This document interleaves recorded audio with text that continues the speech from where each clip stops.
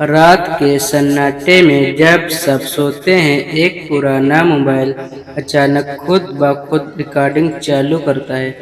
Call log में कुछ नहीं, लेकिन आवाज आती है एक मरी हुई लड़की की। तकनीक के जरिए फंसी आत्मा मदद मांग रही है। क्या राहुल उसकी बात सुनेगा? इस कहानी का नाम है कॉल रिकॉर्डिंग। स्थान गाजियाबाद, उत्तर प्रदेश। समय नवंबर 2024। राहुल एक 27 वर्षीय ITI इंजीनियर था जो दिल्ली में एक मल्टीनेशनल कंपनी में काम करता था।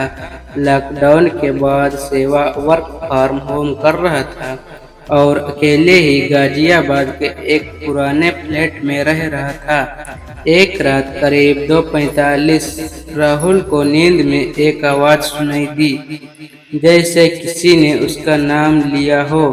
उसने नींद में ही अनदेखा किया, लेकिन अगली सुबह उसका मोबाइल ऑटोमेटिकली एक रिकॉर्डिंग ऐप खोल चुका था, जिसमें एक कॉल रिकॉर्डिंग सेव हुई थी। वो रिकॉर्डिंग 2:45 AM की थी, ठीक उसी समय की जब उसने आवाज सुनी थी।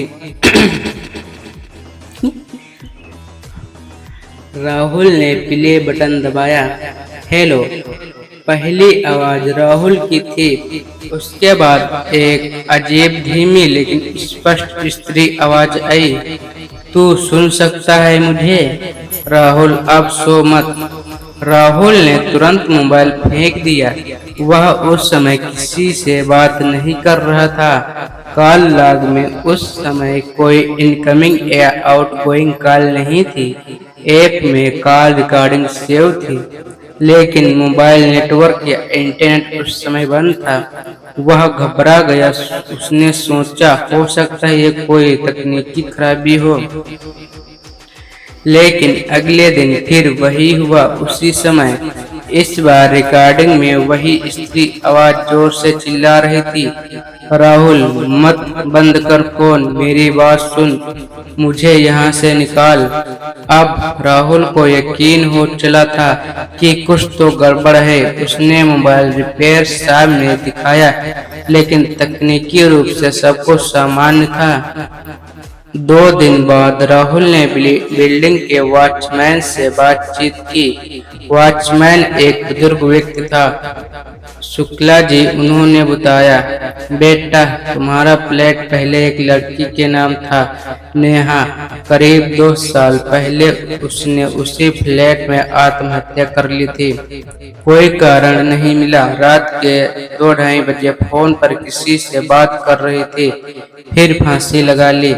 राहुल की रूह कांप गई। वो टाइम वही था। उसी रात राहुल ने तय किया कि अब वो रिकॉर्डिंग सुनकर ही रहेगा, चाहे जो हो। उसने मोबाइल को चार्ज में लगाया और सब सेट कर दिया। रात 2:45 बजे फिर वही हुआ। राहुल, मेरी बात सुनो, मेरा फोन अभी भी इस फ्लैट में है, अलमारी के पीछे, वहां देखो। राहुल ने तुरंत उठकर टॉर्च लेकर अलमारी को खिसकाया। पीछे की दीवार हल्की सी टूटी हुई थी। उसने उसे खुरचा और वहां एक पुराना कीपैड वाला मोबाइल निकला। नेहा का नाम बैक कवर पर लिखा था। उस मोबाइल की बैटरी मर चुकी थी, लेकिन राहुल ने उसे चार्ज में लगाया। जैसे ही मोबाइल ऑन हुआ, उसमें सिर्फ एक ही वीडियो सेव थी, लास्ट कॉल नाम से। वीडियो प्ले होते ही राहुल के रोंगटे खड़े हो गए। नेहा कैमरा के सामने थी, आंखें लाल और चेहरे पर डर।